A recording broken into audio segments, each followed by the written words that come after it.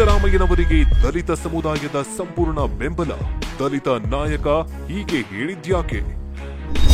ಸಿದ್ದರಾಮಯ್ಯ 5 ವರ್ಷ ಮುಖ್ಯಮಂತ್ರಿಯಾಗಿ ಮುಂದುವರಿಯಲಿ. H Anjaneya. CM ಸ್ಥಾನದಿಂದ ಕೆಳಗಿಳಿಸಲು ಸದ್ದಿರದೆ ನಡೆಯುತ್ತಿದೆಯಾ ಹುನ್ನಾರ? ಸಿಎಂ ಸಿದ್ದರಾಮಯ್ಯನವರ ವಿರುದ್ಧ ಷಡ್ಯಂತ್ರ ನಡೆಸುತ್ತಿರುವವರು ಯಾರು? ಹಿಂದುಳಿದ ವರ್ಗಕ್ಕೆ ಸೇರಿದ ಸಿದ್ದರಾಮಯ್ಯ 2ನೇ ಬಾರಿ ಮುಖ್ಯಮಂತ್ರಿಯಾಗಿದ್ದು ಬಹಳ ಜನರಿಗೆ ಹೊಟ್ಟೆ ಉರಿ ಉಂಟಾಗಿದೆ. ಅದಕ್ಕೋಸ್ಕರ ಕುತಂತ್ರ ಮಾಡ್ತಿದ್ದಾರೆ.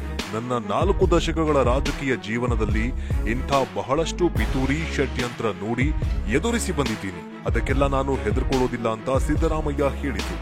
ಇದಕ್ಕೆ ಧ್ವನಿ ಕೂಡಿಸುವ ಹಾಗೆ ಕಾಂಗ್ರೆಸ್ ಪಕ್ಷದ ಮಾಜಿ ಸಚಿವ ಎಚ್ ಆಂಜನೇಯ ಸಿದ್ದರಾಮಯ್ಯನವರನ್ನ ಮುಖ್ಯಮಂತ್ರಿ ಸ್ಥಾನದಿಂದ ಕೆಳಗಿಳಿಸುವ ಷಡ್ಯಂತ್ರಗಳ ಬಗ್ಗೆ ಸ್ಫೋಟಕ ಮಾಹಿತಿಯನ್ನ ಬಿಚ್ಚಿಟ್ಟಿದ್ದಾರೆ.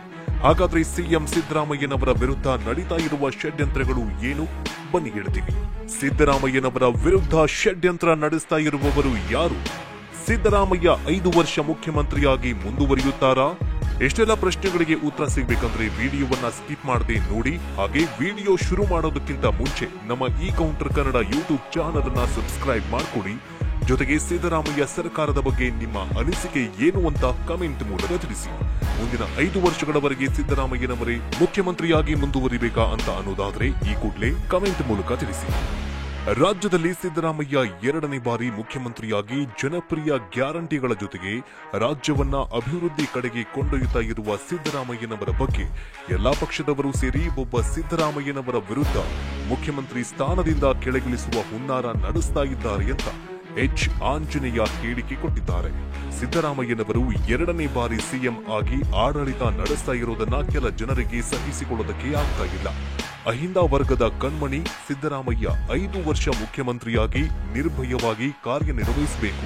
ಈ ಕಾರ್ಯಕ್ಕೆ ಇಡೀ ದಲಿತ ಸಮುದಾಯದವರು ಅವರೊಟ್ಟಿಗೆ ನಿಲ್ಲಲಿದೆ ಅಂತ ಮಾಜಿ ಸಚಿವ ಎಚ್ ಆಂಜನೇಯ ಹೇಳಿದ್ದಾರೆ.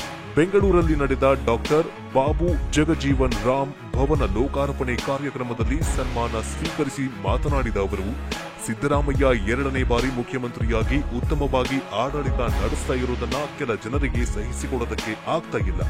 ಆದ್ದರಿಂದ ಅನಗತ್ಯವಾಗಿ ಟೀಕೆ ಆರೋಪ ಮಾಡಿ ಎದೆಗುಂದಿಸುವ ಕೆಲಸ ಮಾಡುತ್ತಿದ್ದಾರೆ ಅಂತ ದೂರಿದ್ರು.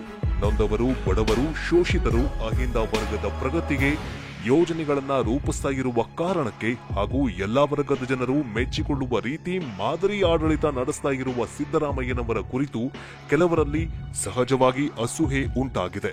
ಆದ್ದರಿಂದ ಸುಳ್ಳು ಆರೋಪ ಮಾಡುವಲ್ಲಿ ಕೆಲ ದುಷ್ಟ ಶಕ್ತಿಗಳು ನಿರತವಾಗಿವೆ ಅಂತ ಆರೋಪ ಮಾಡಿದ್ದಾರೆ. 5 ವರ್ಷಗಳ ಕಾಲ ನನ್ನನ್ನು ಸಮಾಜ ಕಲ್ಯಾಣ ಹಾಗೂ ಹಿಂದುಳಿದ ವರ್ಗದ ಖಾತೆ ಸಚಿವರಾಗಿ ಸ್ವತಂತ್ರವಾಗಿ ಕಾರ್ಯನಿರ್ವಹಿಸುವುದಕ್ಕೆ ಅವಕಾಶ ಮಾಡಿಕೊಟ್ಟ ಸಿದ್ದರಾಮಯ್ಯ ಅವರ 2013-2018ರ ಆಡಳಿತ ದಲಿತರ ಪಾಲಿಗೆ ಸುವರ್ಣ ಯುಗವಾಗಿತ್ತು. ಸಚಿವನಾಗಿ ಹಾಸ್ಟೆಲ್ ನಿರ್ಮಾಣ ಸೇರಿ ನೂರಾರು ಜನಪರ ಕೆಲಸ ಮಾಡಿದ್ದೇನೆ. ಮುಖ್ಯವಾಗಿ ಡಾಕ್ಟರ್ ಬಾಬಾ ಜಗಜೀವನ್ ರಾಮ್ ಭವನ ಇಡೀ ದೇಶವೇ ಇತ್ತ ತಿರುಗಿ ನೋಡೋ ರೀತಿಯಲ್ಲಿ ನಿರ್ಮಾಣ ಮಾಡಲು ಶ್ರಮಿಸಿದ್ದೇನೆ. ಇದಕ್ಕೆಲ್ಲ ಬೆಂಬಲವಾಗಿ ನಿಂತವರು ಸಿದ್ದರಾಮಯ್ಯನವರು ಅಂತ ಹೇಳಿದರು. ವಿಡಿಯೋವನ್ನ ನೋಡಿದ್ರಲ್ಲ, ಸಿದ್ದರಾಮಯ್ಯನವರು ಮುಖ್ಯಮಂತ್ರಿಯಾಗಿ 5 ವರ್ಷ ಮುಂದುವರಿಯಬೇಕಾ ಅಥವಾ 2.5 ವರ್ಷ ಆದ್ಮೇಲೆ ಬೇರೆಯವರಿಗೆ ಸಿಎಂ ಸ್ಥಾನ ಬಿಟ್ಟುಕೊಡಬೇಕಾ?